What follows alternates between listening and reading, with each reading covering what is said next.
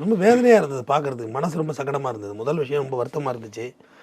விஜய் அவர்கள் இன்னமும் தன்னை ஒரு அரசியல்வாதியாக நினைக்காம சினிமாக்காரனாகவே நினச்சிக்கிட்டு இருக்குது இன்னும் வேதனையாக தருது.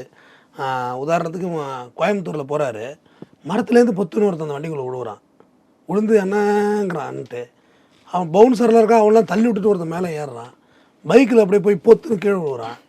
இது என்ன எதை காமிக்குது இதை? கொஞ்ச நாளைக்கு முன்னாடி அந்த பேட்டி உங்கள் ப்ரமோவில் இருக்கும்.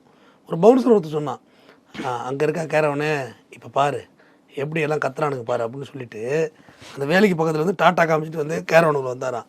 அந்த பவுன்சர் விஜய் சொல்லியிருக்காரு பத்தியில் எப்படின்னு அப்படின்னு. இப்போ இது வந்து ஒரு தன்னை அந்த மாதிரி எல்லாம் தள்ளிக்கிட்டு நீங்கள் அப்படிங்கிற ஒரு மனப்பான்மையில் தான் அவர் இருக்கிறாரு. ஏர்போர்ட்டில் உள்ள பேரிகார்டு பூரா உடைச்சிட்டானுவாங்க. ஏர்போர்ட்டில் ஆல்ரெடி நாற்காலியை உடைச்சாருன்னு சொல்லிட்டு புசியாக நாற்காலியை வை எதுக்கு எடுக்கிறா, எனக்கு நீ விளக்கம் சொல்லணுங்கிறார். நாற்காலி எதுக்கு உடைக்கிறதுக்கு?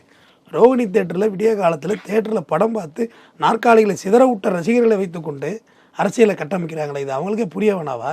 நீங்கள் கேட்கலாம் அவர் ஷூட்டிங் தானே போனாருன்னு.